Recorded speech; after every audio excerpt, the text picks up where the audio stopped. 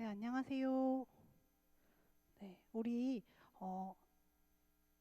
같이 인사할 건데요. 인사하기 전에 여기 왼쪽 앞쪽 좌측에 저의 왼편에 자리가 좀 비었어요. 앞쪽으로 살짝 와주실 분들이 계시다면은 함께 움직여 주세요. 네, 아주 좋습니다. 왜냐면 조금 늦게 오시는 분들이 뒤에 앉으셔야 되는데 뒤에가 너무 차면은 좀 그렇잖아요. 우리 같이 좀 배려하는 마음으로 좀 앞쪽으로 자주. 그리고 그러니까 지금은 이제 인사하는 시간. 자, 좌우를 둘러봐요. 우리 안녕. 오늘도 함께 예배할 수 있어서 너무 기뻐요. 세 명 이상과 눈을 마주쳐요, 여러분. 안녕. 저 오늘 종석이도 나왔고, 자, 종석이 저기 있네요. 안녕. 이렇게 인사해 주세요. 네, 다들 기쁘신 거 맞죠? 네, 저는 함께 나와서 같이 예배 드릴 수 있음에 너무나 기쁩니다. 우리 같이 한 마음으로 또 한 목소리로 주님 앞에 찬양 드리시길 소망합니다.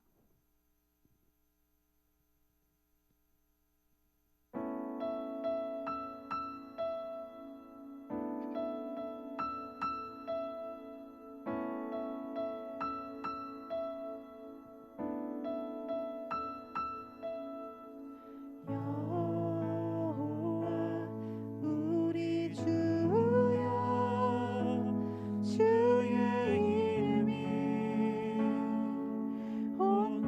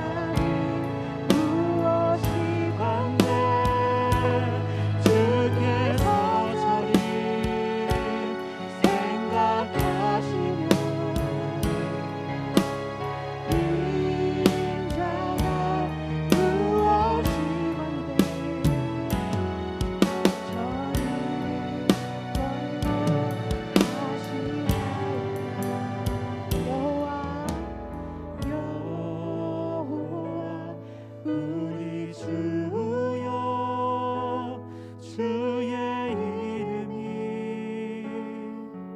온 땅에 어찌 그리 아름다운지요 어찌 그리 아름다운지요 여호와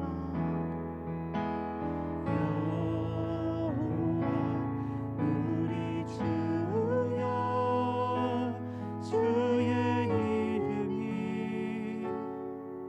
온 땅에 어찌 그리 아름다운지요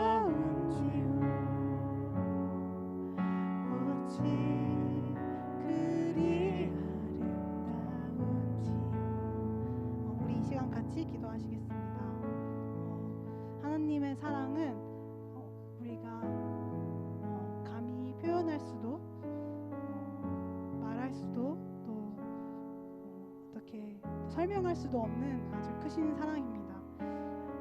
한낱 정말 아무것도 아닌 존재인 우리를 위하여 예수 그리스도를 보내시고 우리의 죄를 대신하여 십자가에 자기 독생자 예수 그리스도를 못 박히신 그 하나님의 사랑을 우리가 감히 어떻게 형언할 수 있겠습니까? 우리 이 시간 같이 기도하실 것은 우리가 그 주님의 사랑을 알아서 정말 이 시간 주님의 자녀로 또 주님이 보내주신 이 자리 가운데서 정말 주님을 더욱 알고 주님을 더욱 느끼고 주님의 은혜와 사랑을 좀 더 풍성하게 누릴 수 있는 시간이 될 수 있게 해달라고 우리가 갖고 온 생각들과 염려들 다 내려놓고 주님 앞에 다 내려놓고 주님을 온전히 의지하는 마음으로 그 사랑을 누릴 수 있게 해달라고 우리 이 시간 간절히 기도하겠습니다.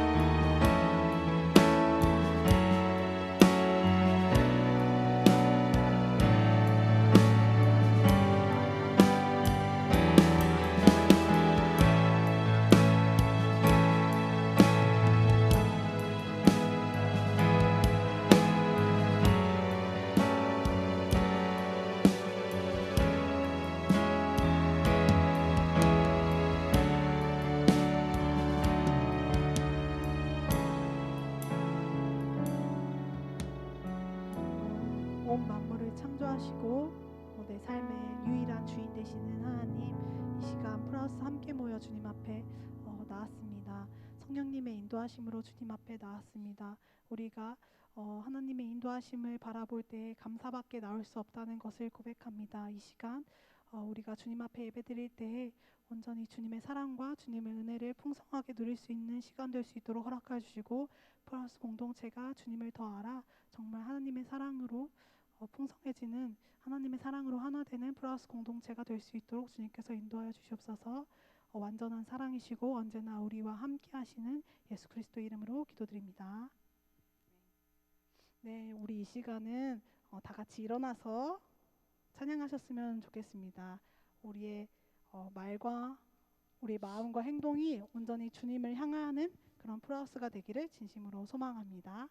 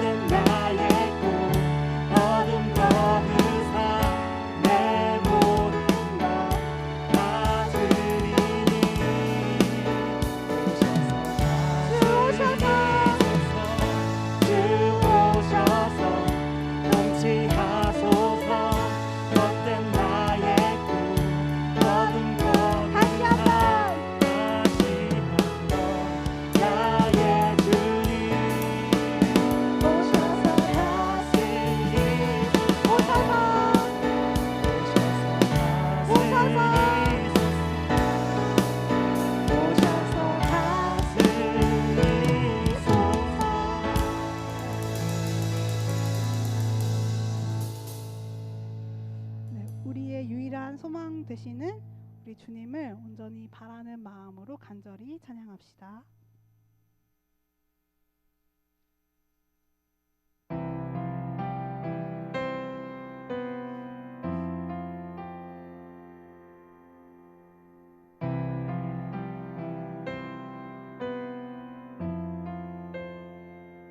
깊은 절망에 수렁 가운데 주님께 닿을 수 없던 우리 어두운 밤 중에 하늘을 향해 주의 이름 나 부르네.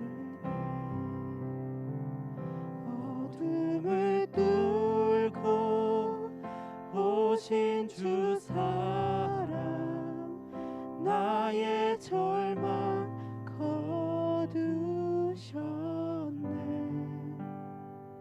주님의 공로 다 이루셨네. 주 예수 나의 산소.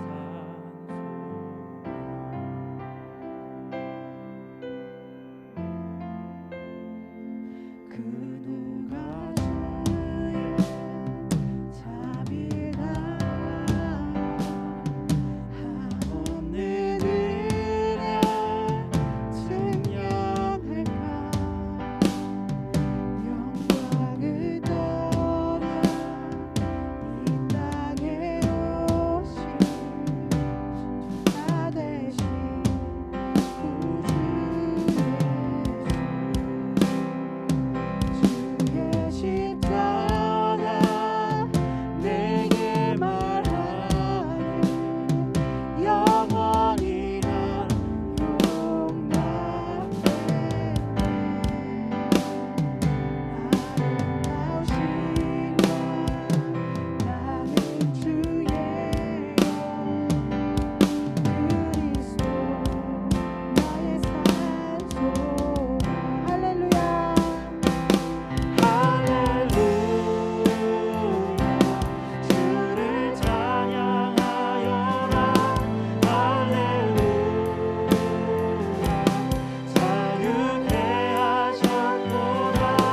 죄의 저주 끊으신 주께 구원이 보다. 주 예수 나의 산소. 할렐루야.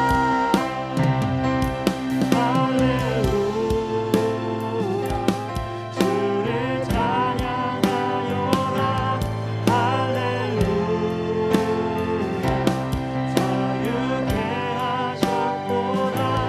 죄의 저주 끊으신 주께 구원이 보다. 주 예수 나의 산소.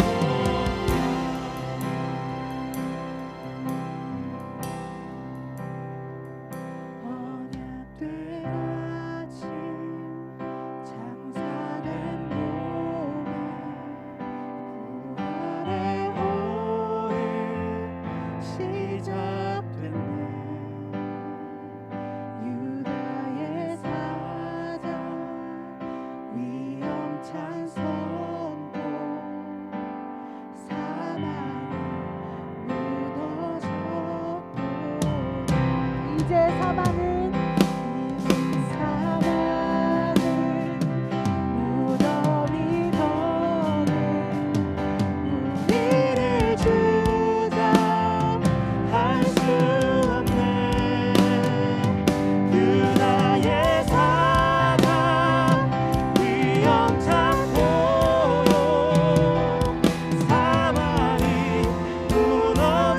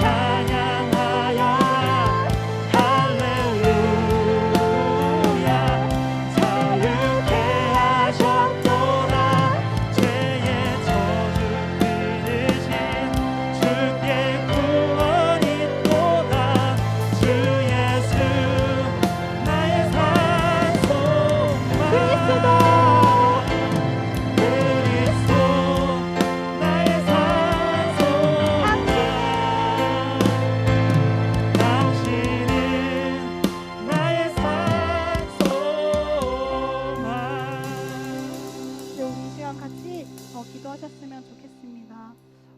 우리가 계속해서 저는 개인적으로 우리가 가장 어렵다고 생각하는 부분이 완전히 주님을 의지하는 것이라고 생각합니다. 우리는 살아가다 보면 너무나 나를 의지할 때가 많습니다. 우리가 고백은 하나님은 나의 산소망이시고 우리의 유일한 구원이시고 나의 유일한 정말 길이고 진리고 생명이라고 말하지만 우리가 삶을 살아갈 땐 정말 주님을 의지하지 않고 너무나 나의 욕심대로 나의 정욕대로 살아가는 우리를 보게 될 때가 너무나 많습니다. 우리가 방금 부른 찬양의 가사처럼 진짜 내가 주님을 나의 유일한 산소망으로 고백하며 우리가 내가 정말 모든 기쁜 일이나 슬픈 일이나 어려운 일이나 모든 상황에 있더라도 오직 주님께 의지하며 나아갈 수 있는 그런 프로하우스가 되게 해달라고, 또한 이 시간 예배 가운데 주님의 말씀을 주님을 더욱더 알아가는 시간 될 수 있게 해달라고 우리 간절히 기도하시겠습니다.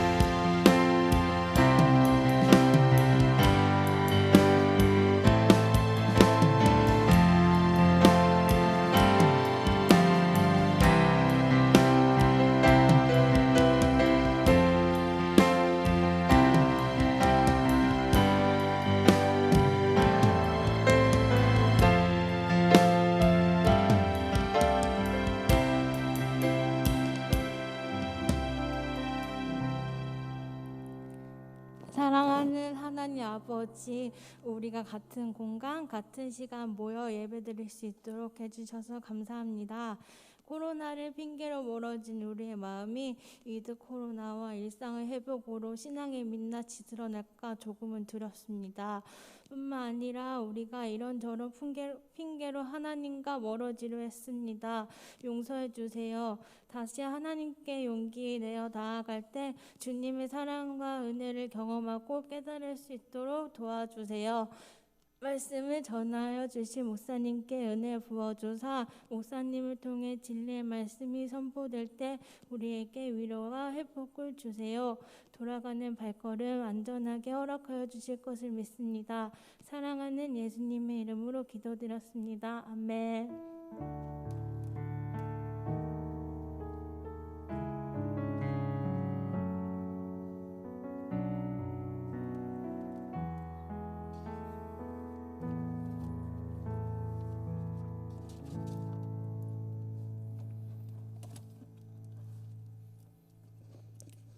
자, 우리 청년들 한 주 잘 보냈어요? 잘 보냈죠? 그죠?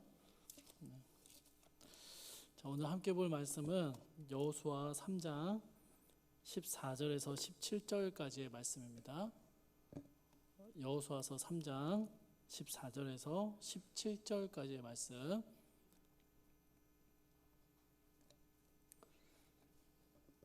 여러분이 먼저 읽도록 할게요. 14절부터 17절까지입니다. 14절 여러분이 먼저 읽겠습니다. 시작.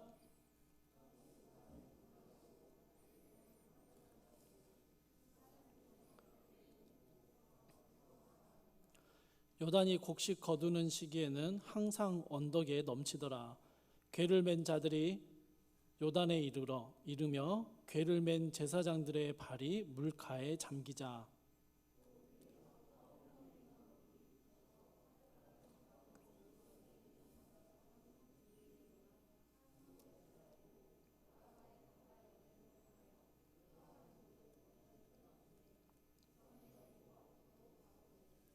함께 읽겠습니다.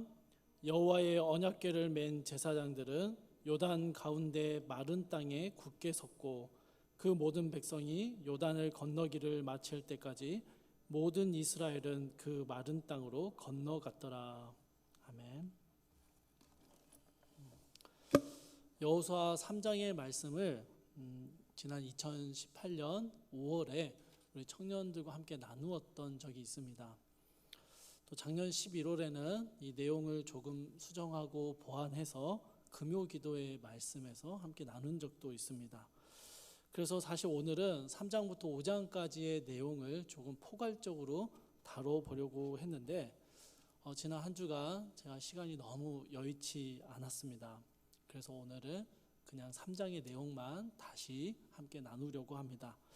원고의 상당 부분을 수정하기는 했지만 아마 이미 들었던 내용들도 덜어 들어가 있을 거다라고 생각합니다. 그럼에도 오늘 우리에게 주시는 또 다른 하나님의 메시지를 기대하며 우리 함께 말씀을 나누도록 하겠습니다. 여러분, 지난주에 여호수아 3장은 1장의 내용과 곧바로 연결된다라고 말씀드렸던 걸 혹시 기억하십니까? 3장 1절 말씀 한번 보십시오. 3장 1절 말씀 보세요. 1장에서 하나님으로부터 격려를 받게 된 여호수아가 아침에 일찍 일어나 모든 이스라엘 백성들을 이끌고 시딤을 떠나 요단강 앞으로 가 거기에 진을 치게 됩니다. 그리고 하나님이 1장에서 약속하신 대로 3장 2절에서 사흘의 시간이 흘러갔습니다. 3장 3절 말씀 우리 함께 읽어보도록 할게요. 3장 3절 말씀입니다. 시작. 백성에게 명령하여 이르되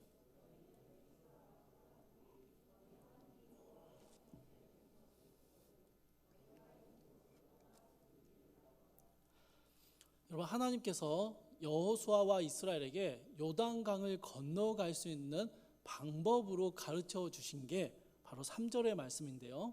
언약궤를 앞세우고 뒤따라 가라라는 것입니다. 그런데 여러분, 이 방법이라는 게 이스라엘이 처해 있는 상황과 전혀 맞지 않는 방법입니다.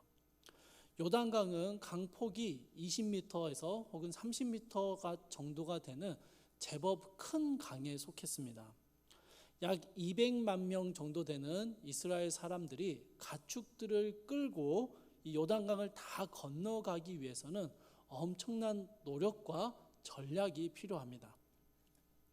그런데 여러분, 하나님께서 이스라엘에게 요단강을 건너가라라고 말씀하시면서 그냥 언약궤를 메고 가고 뒤따라가라라고만 말씀하시는 것이죠. 게다가 하나님이 이 말씀을 하시는 시기 또한 적절하지 않습니다. 3장 15절 한번 봅시다. 오늘 본문 3장 15절의 앞부분을 한번 보세요. 요단이 곡식 거두는 시기에는 항상 언덕에 넘치더라라고 기록하고 있습니다. 가는 날이 장날이라고 하필 이 시기가 어떤 시기냐면요, 요단강이 홍수로 인하여 범람하던 때입니다. 그러니 이 시기가 지나가기를 잠깐 기다렸다가 강이 좀 잠잠해지면 건널 시도를 하는 것이 훨씬 더 현명해 보이는 것이죠. 그런데 하나님께서는 범람하는 그 요단강을 지금 건너가라고 말씀하고 계십니다. 게다가 튼튼한 배나 다리를 이용하라고 말씀하시는 것도 아니고요, 그저 제사장들이 언약궤를 메고 먼저 앞장서고 그 뒤에 백성들은 따라가면 된다라는 아주 단순한 방법을 말씀하고 계시는 것이죠. 사랑하는 청년 여러분, 하나님이 왜 하필 이 시기에 이스라엘에게 요단강을 건너가라고 말씀하실까요? 요단강을 편하게 건너갈 수 있는, 오히려 강이 마르는 시기도 분명히 있을 터인데, 지난 40년의 광야 생활을 마치고 가장 적절한 시기와 방법으로 이스라엘을 인도하시는 게 하나님의 인도하심이라 생각하는데, 하필 범람하는 시기에, 홍수로 넘쳐나고 요동치는 그 시기에 이 험난한 상황 중에 요단강을 건너가라라고 말씀하시는 것이죠. 하나님의 명령에는 늘 이유와 목적이 있습니다. 광야에서는요 12지파가 늘 함께 뭉쳐서 다녔습니다. 한 공동체로 모여 있었습니다. 또한 위대한 지도자 모세의 인도함을 따라서 모세가 이스라엘에게 필요한 것들은 뭐든지 다 해줬습니다. 모세가 물도 내려줬고요, 싸움에도 이길 수 있도록 해줬고, 모세가 모든 일을 앞장서서 해결해 주었던 것이죠. 그런데 가나안으로 들어가면요 전혀 다른 상황을 만나게 됩니다. 이스라엘은요 각자 지파대로 나누어진 땅으로 흩어져야 했고요, 그 땅에서 각자 정복 전쟁을 수행해야 했습니다. 가나안에서 이스라엘은 가족대로 지파대로 흩어져 살게 되고요, 그 자리에서 하나님의 백성됨을 살아내야 했습니다. 가나안의 온갖 우상 숭배가 이루어지고 전에는 전혀 접할 수 없었던 화려한 문물들의 유혹들이, 그 풍요로움의 유혹들이 넘쳐나는 그곳에서 이스라엘은 정복 전쟁을 수행하며 진멸시키는 전쟁을 벌여야 했던 것이죠. 여러분, 하나님께서는요 이 위험하고 어려운 전쟁을 해내야 하는 이스라엘에게 범람하는 요단강 앞에 서서 그 요단강을 뚫고 지나가도록 명령하시는 것이죠. 이제부터 이스라엘이 뚫고 지나가야 되는, 살아내야 하는 삶은요 범람하는 요단강과는 비교할 수 없는 더 험난한 삶이 그 앞에 놓여져 있기 때문입니다. 범람하는 요단강을 뚫고 지나가는 것부터 가나안 전쟁이 시작되는 것이죠. 그래서 하나님은 그 시작으로 이 요단강을 뚫고 지나가라고 명령하시는 것입니다.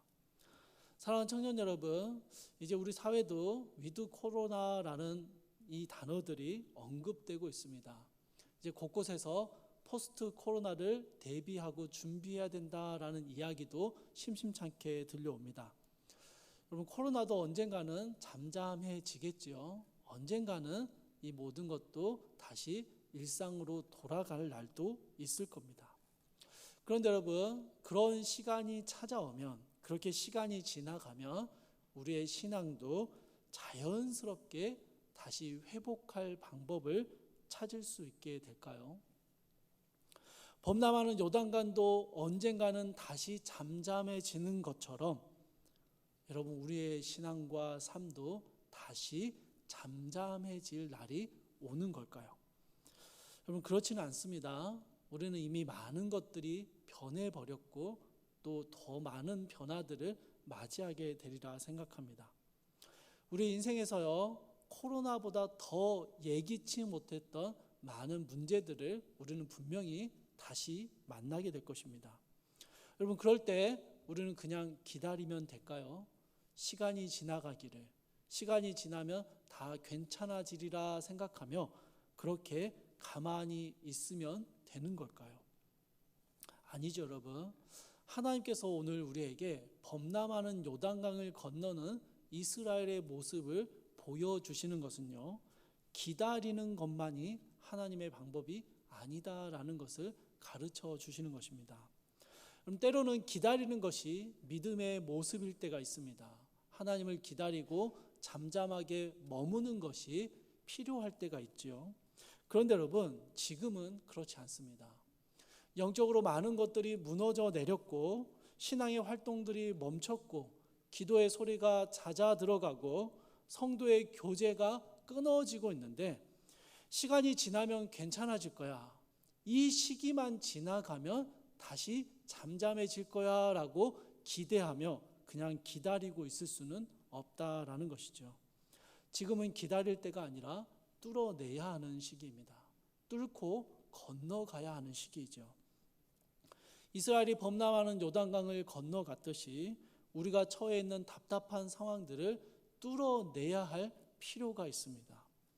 그리고 우리는 오늘 하나님께서 요단강을 건너게 하시는 이 방법들을 통해서 오늘 우리가 우리를 둘러싼 이 현실을 뚫어낼 수 있는 방법이 무엇인가에 대해서 배울 수 있기를 소망합니다. 여러분, 어떤 상황 속에서도 우리 하나님께서 하나님의 백성으로 살아남을 수 있도록 요단강을 뚫어내는 방법으로 가르쳐 주신 방법이 무엇입니까? 언약궤를 앞세우고 뒤따라가는 것입니다. 여기서 여러분, 우리에게 한 가지의 질문이 생겨야 합니다. 도대체 저 언약궤가 뭐길래 그냥 언약궤를 앞세우고 따라가면 된다라는 정말 단순한 명령을 내리시는 걸까라는 질문을 해보아야 합니다. 만약 여러분 안에 이런 질문이 생겨났다면 아마도 하나님의 명령의 말씀을, 그 핵심을 잘 파악하고 있는 것 같다라고 생각합니다. 언약궤에 대하여 아주 간단한 설명이 히브리서 9장 4절에 나와 있는데요, 이렇게 되어 있습니다. 제가 읽어드릴게요. 금 향로와 사면을 금으로 싼 언약궤가 있고 그 안에 만나를 담은 금 항아리와 아론의 쌍난 지팡이와 언약의 돌판들이 있고, 언약궤 자체의 제작에 관한 여러 가지 성경의 구절들을 다 살피기에는 너무 많고요. 사실은 언약궤 그 자체가 중요하다기보다는 언약궤 안에 담겨 있는 세 가지의 물건이 의미하는 바가 중요합니다. 어떤 물건들이 담아져 있다고요? 만나를 담은 금 항아리, 그리고 아론의 쌍난 지팡이, 모세의 언약의 돌판들, 이게 언약궤 안에 담겨져 있는 세 가지의 물품들입니다. 이 세 가지의 물건들에 대해서 저희가 좀 간략하게 살펴보아야 언약궤가 주는 의미가 무엇인지를 알 수 있습니다. 먼저 여러분, 만나를 담은 금 항아리입니다. 한글 성경의 이 어순 때문에 만나를 담은 금 항아리, 이 금 항아리가 더 중요한 것처럼 여겨집니다. 그렇게 느껴져요. 그런데 여러분, 사실 금 항아리는 중요한 게 아니고요, 만나가 중요합니다. 만나는요, 지난 광야의 40년 동안 하나님께서 아무것도 없는 광야에서 이스라엘을 먹이셨던 음식입니다. 만나와 메추라기로 이스라엘을 먹여주셨죠. 만나는 한 사람당 딱 정해진 하루치만큼만을 거두게 하셨고요, 매일 새로운 만나를 내려주셨습니다. 만나는 매일 새롭게 부어지는 하나님의 은혜를 상징했습니다.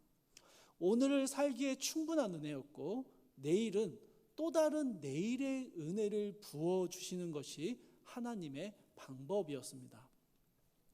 사실 여러분, 인생을 살다 보면 그냥 하나님이 한 번에 좀 충분하게 주셔서 다시는 걱정 없이 내일을 준비하고 좀 하나님 앞에 몰두하며 살 수 있도록 해주시면 좋겠는데, 딱 그만큼 지금의 어려움을 해결할 만큼만 주시는 그 은혜와 풍족함들을 볼 때가 있습니다. 그런데 만나가 그랬습니다. 딱 그날 하루치만 허락해 주셨습니다. 그 다음 날까지 보관할 수 없게 하신 것이죠. 그런데 여러분, 이건요, 사실 하나님께서 매일매일 신선한 만나를 이스라엘에게 제공해 주시는 방법이었습니다. 아무것도 의지할 것 없는 광야에서, 당장 내일의 삶을 장담할 수 없는 광야에서 이스라엘은요, 날마다 신선한 만나를 먹으며 하나님의 선하심을 매일 새롭게 맛볼 수 있었던 것이죠. 그게 만나가 상징하는 의미였습니다. 또한 여러분, 만나는요, 출애굽한 이후에 이스라엘의 불순종과 패역함의 모습을 기억나게 합니다. 여러분, 출애굽하고 얼마 지나지 않아, 출애굽이 끝나고 정말 얼마 지나지 않아서 이스라엘 사람들은요, 우리가 광야에서 굶어 죽게 됐다라고 말하며 하나님을 향해 원망과 불평을 쏟아내게 됩니다. 이들의 원망을 들으신 하나님께서 만나와 메추라기를 보내주시기 시작하셨습니다. 여러분, 그런 경험이 있는지 모르겠는데, 신나게 뒷담화하거나 혼자 막 욕했는데 갑자기 그 사람이 잘해주기 시작하면, 잘 대해주기 시작하면 굉장히 좀 머쓱해지잖아요. 그래서 막 뒤에서 욕했는데, 만나를 먹는 이스라엘도 아마 그랬을 것 같아요.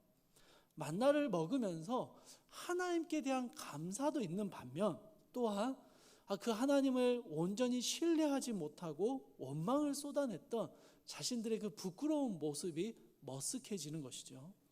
만나는 그렇게 하나님의 은혜와 또 하나님을 향했던 우리의 불평과 원망을 생각나게 하는 상징입니다. 언약궤에 담겨져 있는 두 번째 물품인 아론의 쌍난 지팡이. 이 아론의 쌍난 지팡이는요, 민수기 16장과 17장에 기록되어 있는 고라 자손과 몇몇 무리들의 반역 사건에서 등장합니다.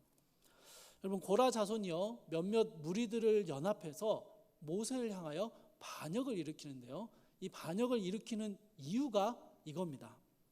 애굽에서 우리를 끌어냈는데 광야에서 떠돌고만 있지 정작 가나안 땅에는 왜 안 데려가냐, 왜 우리를 광야에서 떠돌게 만드냐, 이게 이 고라 자손의 반역의 이유였습니다. 사실은 자기들의 불순종 때문에 광야에서 떠돌게 됐고 가나안에 못 들어가게 된 건데, 이것을 모세를 향해서 혹은 하나님을 향해서 원망과 불평으로 쏟아냈던 것이죠. 하나님께서요, 이들의 이 반역의 행위를 보시고 지진을 일으키셔서 말 그대로 모든 반역자들을 땅속에 묻어버리십니다. 그런데 이 놀라운 일을 본 사람들이요, 이 하나님을 향해 원망과 불순종을 보였을 때 하나님이 심판하신다는 이 사실을 보고 두려워해야 하는데, 이 사건을 본 이스라엘 사람들이요, 모세와 아론을 향해서 너희가 우리를 죽이려고 했다라고 원망을 쏟아냅니다. 비난을 쏟아냅니다. 하나님을 향해서 원망하고 비난하는 것이죠. 하나님께서요, 이 원망하는 이스라엘 전체에게 전염병을 내리십니다. 이 전염병으로 죽은 자의 숫자가 14,700명이나 되었다라고 성경이 기록하고 있습니다. 이 반역과 심판의 일이 다 마무리되었을 때 그냥 그렇게 마무리되고 끝나는 게 아니라 하나님께서 12지파에서 하나씩의 지팡이를 가져오라라고 명령하십니다. 그리고 12개의 지팡이가 모여있는 중에 이 중에 한 개의 지팡이에서 싹이 나게 하겠다라고 말씀하십니다. 그 12개의 지팡이 중에서요, 레위 지파 아론의 지팡이에서 진짜 싹이 나고 꽃이 피고 살구 열매가 맺히게 됩니다. 죽은 나무에서 생명이 피어나는 놀라운 기적을 보여주신 것이죠.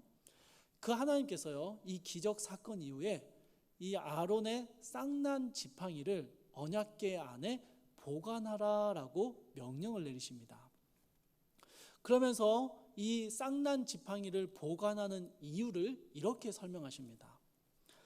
반역자에 대한 표징이 되고 이스라엘이 하나님께 대하여 또다시 원망하는 죄악을 범함으로 죽음에 이르지 않도록 그 일을 막아주는 증거가 되게 하셨다라고 기록하고 있습니다.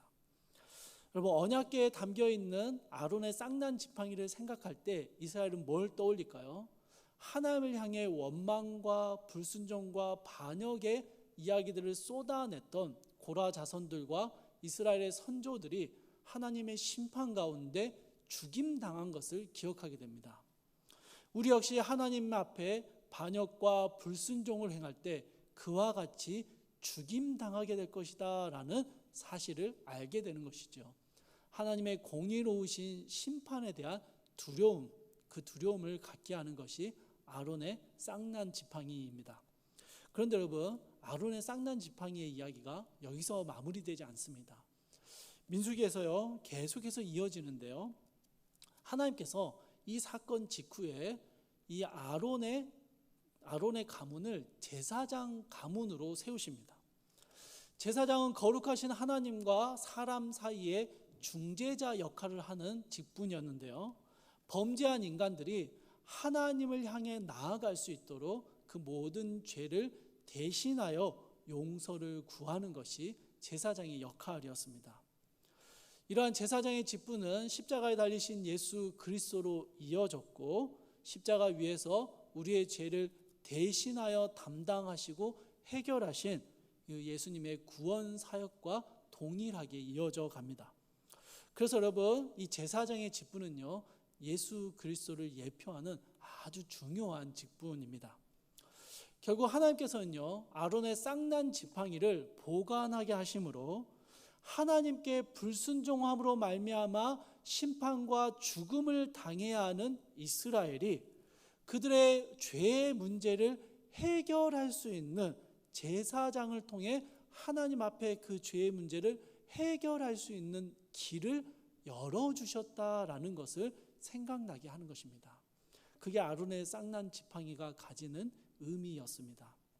이제 세 번째로 언약궤에 담긴 마지막 물품은요, 모세의 두 돌판입니다. 이건 여러분 잘 아시는 십계명에 기록된 두 돌판입니다. 그런데 여러분, 십계명은 단순히 성도가 지켜야 할 의무와 책임만을 기록한 게 아니라 거룩하신 하나님께서 이 이스라엘 백성, 자기 백성과 영원히 함께 해주시겠다라는 약속의 징표이기도 했습니다. 그런데 여러분, 모세가 이 십계명을 처음 받아서 산을 이렇게 내려왔을 때 그 유명한 황금 송아지 사건이 일어납니다. 아론을 비롯한 이스라엘 백성들이 황금 송아지를 만들고 저 소가 우리를 인도하여 낸 우리의 신이다라고 말하며 외치며 우상 숭배를 범했던 그 유명한 사건이 이루어집니다. 여러분, 모세가요, 십계명의 돌판을 들고 내려오다가 그 꼴을 보고 돌판을 집어 던져 깨트려 버립니다. 그리고 하나님께서요, 진노하셔서 레위 자손을 통해서 그 자리에서 3,000명이 죽임을 당하게 만드십니다. 그런데 이게 문제가 아니고요, 더 큰 문제는 하나님이 이 사건이 일어난 이후에 모세에게 말씀하시기를 내가 더 이상 이스라엘과 함께 하지 않겠다라고 선언하십니다. 그럼 모세가요, 화들짝 놀라서 하나님 앞에 자기의 생명을 걸고 기도하며 매달립니다. 모세의 기도를 들으신 하나님께서는 마음을 바꾸셨고 다시 이스라엘과 함께 하시겠다라고 말씀하시며 새로운 십계명 돌판을 만들어 주셨습니다. 여러분, 새롭게 만들어진 십계명의 두 돌판이 바로 언약궤 안에 담겨 있는 언약의 돌판입니다. 그러니 여러분, 이 언약궤에 담겨 있는 십계명의 돌판을 볼 때 무엇을 떠올리게 됩니까? 하나님 앞에 반역하고 우상 숭배의 죄를 저질렀던 이스라엘의 그 황금 송아지 사건이 기억나는 것이죠. 그런데 그 사건에도 불구하고, 하나님의 진노하심에도 불구하고 그 불완전하고 불순종한 이스라엘과 다시 함께 하시겠다라고 약속하신 하나님의 그 약속의 돌판이 바로 십계명의 두 돌판입니다. 그러니까 하나님의 심판과 또한 그럼에도 역사하신 하나님의 은혜를 동시에 보여주는 것이 이 언약의 두 돌판이라는 것이죠. 여러분, 저희가 언약궤 안에 있는 세 가지의 물품을 정말 간단하게 살펴본 겁니다. 내용은 훨씬 많아요. 그런데 이 세 가지의 물품에 공통점이 있습니다. 그게 뭡니까? 세 가지의 물품 다 하나님의 은혜의 경험들을 상징하고 있습니다. 하나님의 은혜를 경험했던 사건들을 대표하는 물건들입니다. 또한 그러한 은혜가 하나님께로부터 부어지기 전에 이스라엘이, 인간들이 하나님 향해 불순종하고 반역했던 사건이 있었음을 우리에게 알려주고 있습니다.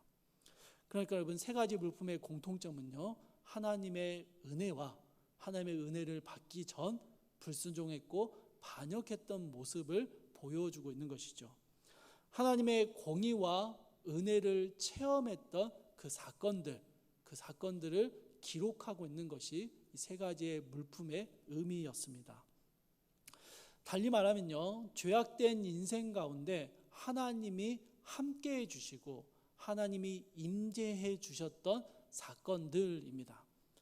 하나님께서 우리와 함께 하시며 우리의 삶에 역사하여 주시는, 우리의 삶 가운데 때로는 징계하시고 때로는 죄에서 건져내시고 구원의 은혜를 베풀어 주셨던 그 하나님에 대한 경험들이 이 언약궤 안에 담겨져 있는 것이죠. 자, 본문으로 돌아와서요. 여러분, 그러면 언약궤를 앞세우고 따라가라라는 말은 어떤 의미가 됩니까? 여호와 하나님의 임재를 앞세우고 그 뒤를 따라가라라는 것입니다. 지난날 하나님을 경험했던 그 경험들을 앞세우고 그 하나님께서 여전히 우리의 앞서 행하고 계심을 신뢰하며 그 뒤를 따라가는 것이 언약궤를 앞세우고 뒤따라가서 요단을 건너는 방법의 의미였습니다.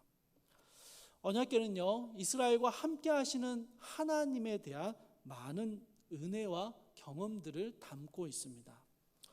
또한 언약궤가 이스라엘 가운데 함께 하고 있다는 것은 계속해서 그러한 하나님의 임재와 은혜가 이스라엘 중에 머물러 있다라는 것을 상징했습니다. 그래서 여러분, 이스라엘은요, 어디를 이동할 때마다 언약궤를 중심에 두고 언약궤를 항상 챙겨서 다녔습니다. 그 언약궤가 이스라엘의 중심에 있는 것은 하나님의 임재가 우리 가운데 있다라는 것을 의미했기 때문에 굉장히 중요하게 다루었던 것이죠. 그래서 여러분, 이스라엘은 이 언약궤 안에 담겨 있는 하나님의 임재의 기억들, 하나님을 경험했던 그 사건들을 늘 기억하며 이 언약궤를 따라가야 했습니다. 사랑하는 여러분, 우리는 어떨까요? 우리에게도 이스라엘과 같은 언약궤가 있습니다. 하나님의 임재와 은혜를 경험했던 기억들이 있는 것이죠. 하나님께 불순종했던, 그래서 죄악을 저질렀던 일들도 많이 있고요. 그 죄를 깨닫고 회개했던 기억도 있습니다. 또 우리를 십자가의 은혜로 구원해 내셨고 교회로 부르신 하나님의 인도하심을 느꼈던 경험들이 있습니다. 하나님이 나를 사랑하신다라는 것을 깨달았던 경험들도 있고요. 하나님이 나를 도와주신다라는 것을 체감했던 일들도 있습니다. 하나님으로 인해 기뻐했던 일들도 있고 하나님으로 인해 낙심했던 경험들도 우리에게는 있습니다. 우리의 언약궤 안에 이렇게 하나님에 대한 경험들이 차곡차곡 쌓여 있는 것이죠.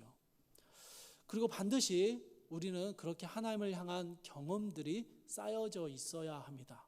그래야 언약궤를 앞세우고 뒤따라가는 것이 의미가 있기 때문입니다.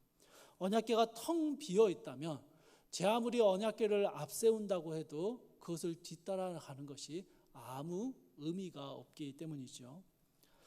주 안에서 사랑하는 청년 여러분, 청년의 시기에 우리가 하나님을 더 많이 그리고 더 깊이 경험해야 합니다.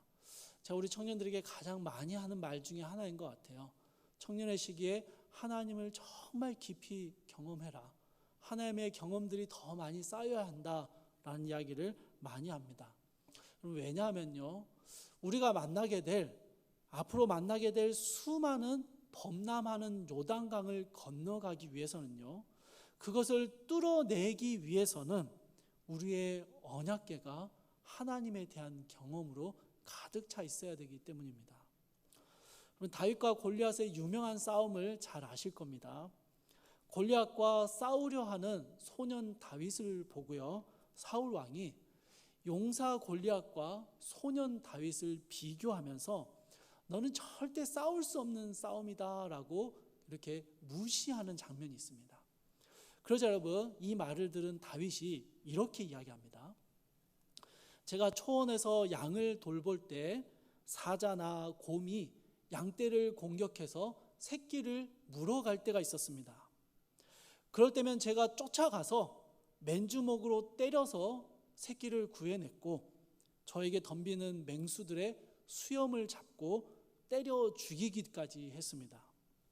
여호와께서 이처럼 나를 곰과 사자의 발톱에서 건져내 주셨던 것처럼 저 블레셋 사람의 손에서도 그 싸움에서도 이기게 하실 것입니다 라고 고백했습니다. 그렇게 이야기했습니다.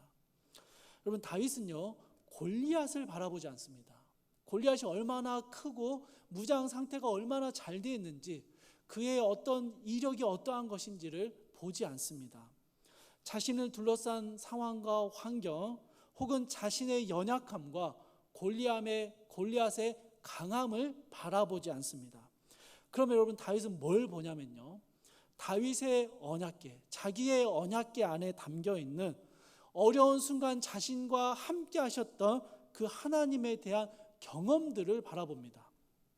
그리고 다윗은요, 그 하나님께서 오늘도 나와 함께 하시며 내 삶을 도우실 것을 확신하며 골리앗과 싸우러 나가는 것이죠. 사랑하는 청년 여러분, 우리에게도 이러한 하나님에 대한 경험들이 필요합니다. 그리고 제가 아는 한 하나님을 경험하는 가장 좋은 방법은 말씀과 기도입니다. 여러분, 말씀과 기도가 너무 힘들면요, 그러면 다윗처럼 사자와 곰이랑 싸워야 합니다. 그것도 방법이 될 수 있어요.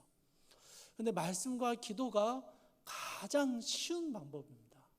하나님을 만나고 경험하는 가장 쉬운 방법이 말씀과 기도입니다. 사랑하는 청년 여러분, 우리의 일상 속에서 하나님의 말씀을 붙들고 살아내는 경험이 필요합니다. 기도의 자리에서 하나님의 임재를 구하고 주님의 뜻을 발견하는 그런 경험들이 우리에게 필요합니다. 이러한 하나님의 경험들이 쌓여져 갈 때 우리는 우리 인생에서 만나게 될 많은 범람하는 요단강들과 수많은 골리앗들을 헤쳐나갈 힘을 얻게 되는 것입니다. 우리가 경험한 그 하나님을 신뢰하며 그분을 앞세우고 그 하나님께서 나를 지키시고 보호하셨음을, 그 하나님이 나와 함께 하심을 신뢰하며 그분을 바라보며 우리에게 주어진 삶의 자리를 헤쳐나갈 수 있는 것이죠. 사랑하는 프라우스 청년들 안에, 정말 우리 사랑하는 믿음의 후배들 안에 이러한 하나님의 임재를 경험하는 귀한 경험들이 더욱더 많아지기를 주님의 이름으로 축복합니다. 이제 여러분, 하나님의 임재를 경험했고 그 임재를 앞세우고 요단강을 따라 걸어가는, 요단강을 향해 걸어가는 이스라엘에게 하나님께서 주신 또 하나의 아주 특별한 명령이 있습니다. 특이한 명령입니다. 3절과 4절에 나오는데요, 우리 3절과 4절 말씀 같이 한번 읽어보도록 할게요. 함께 읽겠습니다. 3절과 4절이 아니라 4절과 5절이에요. 4절과 5절 말씀 함께 읽겠습니다. 시작.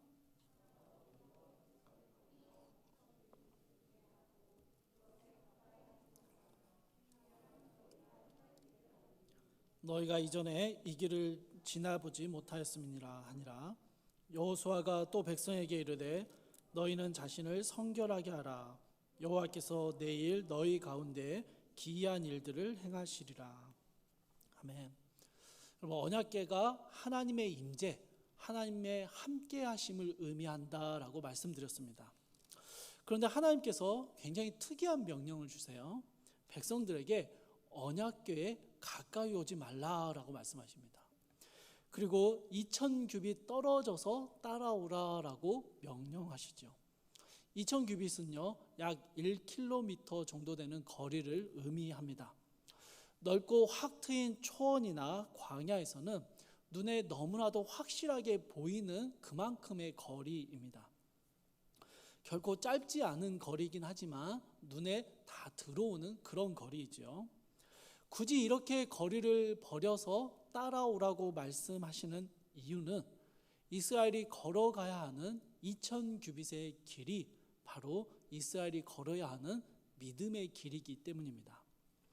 어쩌면 여러분, 요단을 건너가기 위해서 행진하는 이스라엘이나 혹은 이 말씀을 읽고 있는 우리는요, 마치 홍해와 같이 요단강이 갈라지는 모습을 상상할지도 모르겠습니다. 제사장들이 언약궤를 메고 다 요단강 물에 그 발을 담그면 그때 그 기점으로 물이 좌우로 쫙 갈라지면서 가운데 길이 날 것이다 라는 예상을 하는 것이죠. 이게 홍해 사건의 모습이니까요. 이게 사실 여러분, 하나님의 일하심에 대해서 우리가 가지는 보편적인 기대함입니다. 하나님의 말씀에 순종해서 범람하는 요단강의 물을 그 발을 탁 담그면 그 순간, 그 하나님의 임재를 따라가고 순종하는 순간 하나님의 일하심이 눈앞에서 바로 펼쳐지기를 기대하고 원하는 것이죠. 그런데 여러분, 16절과 17절에 나타난 요단강을 멈추게 하시는 하나님의 방법은 조금 다릅니다. 16절과 17절 한번 보십시오. 곧 위에서부터 흘러내리던 물이 그쳐서 사르단에 가까운 매우 멀리 있는 아담 성읍 변두리에 일어나 한 곳에 쌓이고. 어떤 느낌인지 아시겠어요?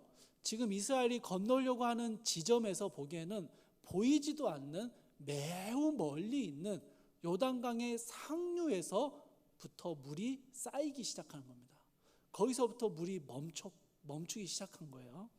그럼 여러분 이게 무슨 의미냐면요, 지금 보이지 않는 먼 곳에서 이제 거기서부터 물이 쌓이고 있기 때문에 지금 이스라엘이 건너는 지점에서는요, 물에 아무런 변화가 일어나지 않는다라는 것입니다. 제사장들의 발이 요단에 잠겼습니다. 그런데 아무 일도 일어나지 않아요. 눈앞에서 물이 막 갈라지고 그런 일이 일어나지 않는 거예요. 제사장들이 발만 담그고 있는 게 아니라 점점 더 강의 중심부를 향해서 걸어 들어갑니다. 한 걸음 한 걸음 더 깊이 걸어 들어가는데 범람하는 요단강이 변해요? 아니요, 여러분.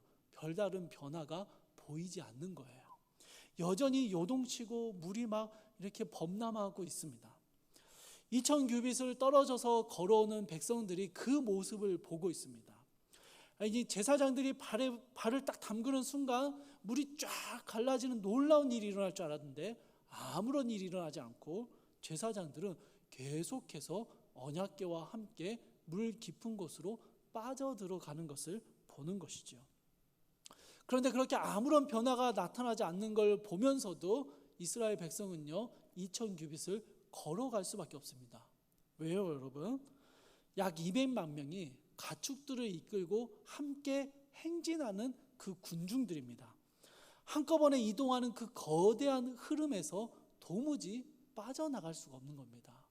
앞 사람들은 멈출 수가 없고요, 중간에 낀 사람들은 앞에 무슨 일이 일어나는지도 모르고요, 그냥 딸려가는 것입니다. 그렇게 이스라엘이 2000규빗을 걸어갈 수밖에 없습니다. 어떤 사람은 억지로, 어떤 사람은 굳게 결심하고, 어떤 사람은 아무 상황도 모르면서 그냥 끌려가면서 이스라엘 200만 명이 그렇게 행진하며 걸어가는 게 2000규빗입니다. 그렇게 2000규빗을 조금씩 걸어가다 보니까요, 뭐가 보이기 시작합니까? 분명히 제사장들은 더 깊은 곳으로 들어가고 있는데 그들을 금방이라도 삼킬 것 같았던 범람하는 요단강 물이 점점 줄어드는 것을 봅니다. 아니, 그 제사장들이 더 깊은 곳으로 걸어 들어가는데도 그 물이 제사장들의 목까지 차오르지 않는 것을 보게 되는 것입니다. 여전히 요단강에는 물이 많이 있습니다. 저 위에서부터 흘러내려오는 물이 아직 완전히 끊어지지는 않았습니다. 그런데 조금씩 물이 줄어들고 있다라는 것을 보면서 2000규빗을 걸어가게 되는 것이죠. 그리고 그 요단 강가에 닿게 됐을 때, 도착하게 됐을 때 제사장들은 가장 요단강 깊은 자리에 굳게 서 있게 되고 그 땅은 마른 땅이 되어서 이스라엘 전 백성이 한꺼번에 지나갈 수 있을 만큼 넓은 길이 만들어지게 되는 것이죠. 사랑하는 청년 여러분, 하나님의 언약궤를 따라서 요단강을 건너가는 이스라엘의 이 믿음의 행진을 살펴보아야 합니다. 당장 눈앞에서 하나님은 요단을 갈라지게 만들지 않으셨습니다. 보이지도 않고 느껴지지도 않고, 그래서 멈추고 싶고 달아나고 싶은 상황 가운데로 이스라엘 군중들을 내버려 두셨습니다. 그럼에도 믿음의 공동체가요, 함께 2000규빗을 걸어왔습니다. 왜요, 여러분? 앞서가는 제사장들과 뒤따라가는 이스라엘 사람들이 엄청난 믿음의 확신을 가지고 다 그렇게 걸어갔다라고 생각하지 않습니다. 우리가 아는 믿음의 위대한 선배들이요, 전혀 삶의 고민 없이, 흔들림 없이 믿음의 길을 걸어가지 않았습니다. 기대했던 모습이 나타나지 않았고, 하나님의 일하심이 여전히 보이지 않고, 아무런 변화가 나타나지 않아서 두렵고 불안하고 이게 아닌가라는 수많은 고민과 갈등들을 하면서도요, 여러분, 이스라엘은 믿음의 걸음을 걸어갈 수밖에 없었습니다. 왜요, 여러분? 200만 명이 한꺼번에 걷기 때문에 누구도 멈출 수 없었던 것이죠. 그래서 하나님은요, 믿음의 공동체가 2000규빗의 믿음의 길을 함께 걸어가도록 하셨습니다.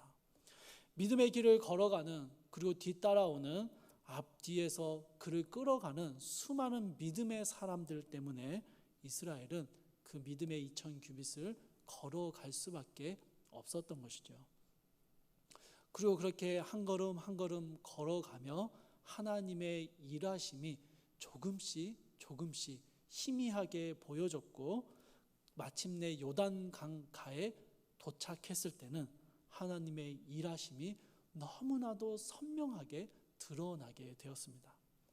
사랑하는 청년 여러분, 우리는 지금 아마도 가나안을 앞두고 범람하는 요단강을 앞에 서 있는 이스라엘과 같을지도 모르겠습니다. 그러나 우리는 홍수가 지나가기를, 이 코로나의 이 모든 어려움들이 알아서 지나가기를 기다리는 것이 아니라 이 상황 속에서 우리의 처해진 상황을 뚫고 믿음의 길을 걸어가야 합니다. 여러분, 우리의 노력과 의지가 필요합니다. 여러분, 말씀을 붙들고 예배의 자리를 지키기 위한 여러분 몸부림이 필요합니다. 그러나 여러분, 꼭 기억해야 하는 것이 있습니다. 우리의 노력과 의지, 용기와 결단들이 분명히 중요하지만 우리가 그렇게 할 수 있는 이유가 우리에게 있는 게 아니라 우리가 전에 경험했던 그 하나님의 임재에 대한 경험들 때문이라는 것입니다. 여러분의 언약궤 안에는 하나님에 대한 어떤 경험들이 담겨져 있습니까?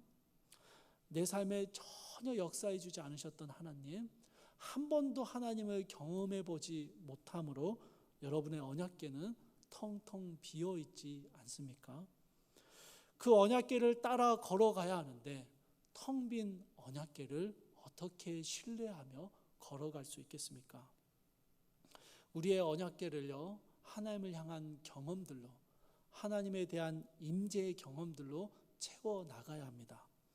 그래야 그 언약궤를 앞세우고 그 하나님이 오늘도 내 삶의 역사하심을 신뢰하며 믿음의 길을 걸어갈 수 있습니다. 그런데 여러분, 또한 우리에게 이 믿음의 길을 함께 걸어가는 공동체가 있음을 꼭 기억해 주시기 바랍니다. 여러분, 이스라엘 전 백성이요, 언약궤를 따라갔습니다.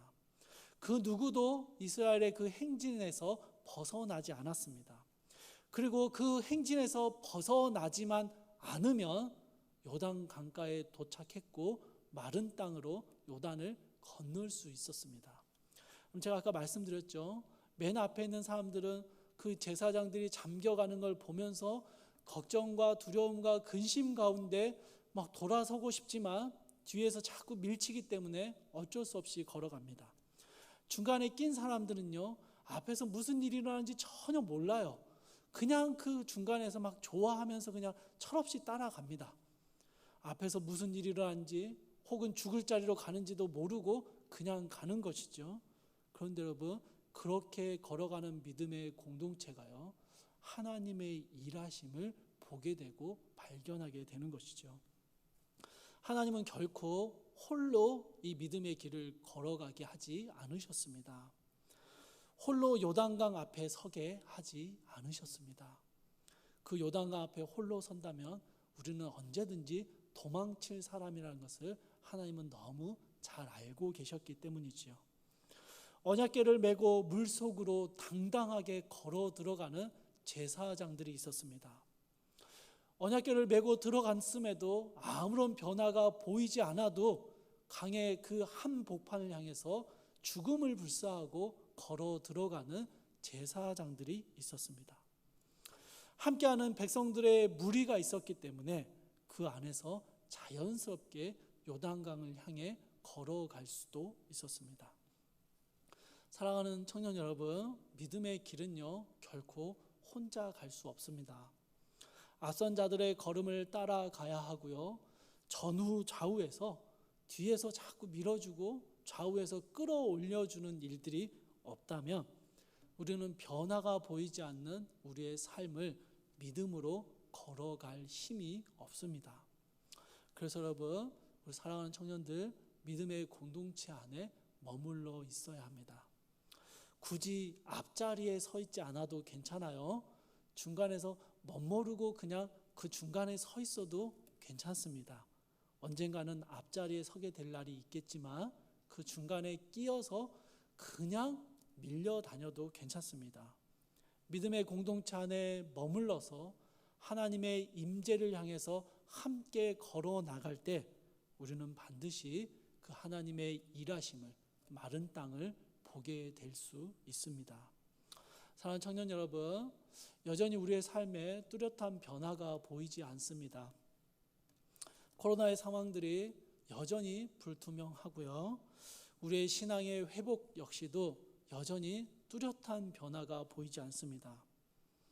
하나님의 임재를 앞세우며 걸어가야 하는데 보이지 않는 하나님의 일하심 때문에 두렵고 걱정되고 계속 이렇게 가야 하는지 답답함을 느끼기도 합니다. 그러나 여러분, 우리가 이 믿음의 공동체 안에서 함께 믿음의 2000규빗을 조금씩 걸어 나갈 때 이전에 우리의 삶에 역사하셨던 그 하나님께서, 이전에 프라우스 공동체 가운데 세밀하게 역사해 주셨던 그 하나님께서 동일하게 우리 가운데 일하시고 계심을 신뢰하며 걸어가야 합니다. 그리고 우리는 반드시 보게 될 것입니다. 지금은 잘 보이지 않지만 하나님의 일하심을, 하나님이 우리에게 마른 땅을 건너게 하시는 것들을 보게 될 것입니다. 우리 주님이 우리를 부르신 한몸된 공동체 안에서 믿음의 길을 함께 걸어가며 절대로 포기하지 말고 요단강을 향해 함께 주님의 임재하심을 구하며 따라가는 우리 모든 프라우스 청년들이 되기를 주님의 이름으로 축복합니다. 우리 함께 찬양할 텐데요. 손잡고 함께 가세. 함께 찬양하겠습니다.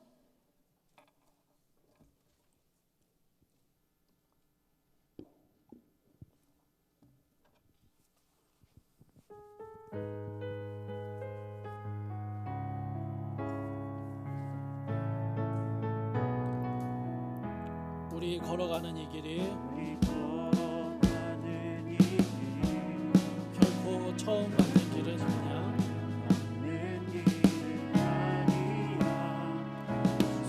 수천 년 동안 온 땅 곳곳에서 주님 따른 적이 있으니 우리 걸어가는 이 길이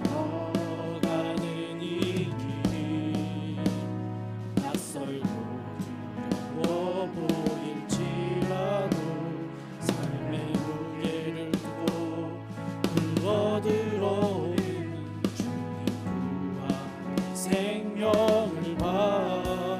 우리 함께 손잡고 가세. 우리 함께 손잡고 가세. 조금 느리고 어려울지라도 주님 부르신 그 감격 붙잡고 손잡고 함께 가세. 우리 함께 손잡고 가세. 때론 더디고 힘겨울지라도 주님 부르신 그날을 향하여 손잡고 함께 다시 찬양하겠습니다. 우리 걸어가는 이 길에 우리 걸어가는 이 길이 결코 처음 받는 길은 아니야. 수천 년 동안 온 땅 곳곳에서 주님 따른 적이 있으니 우리 걸어가는 이 길이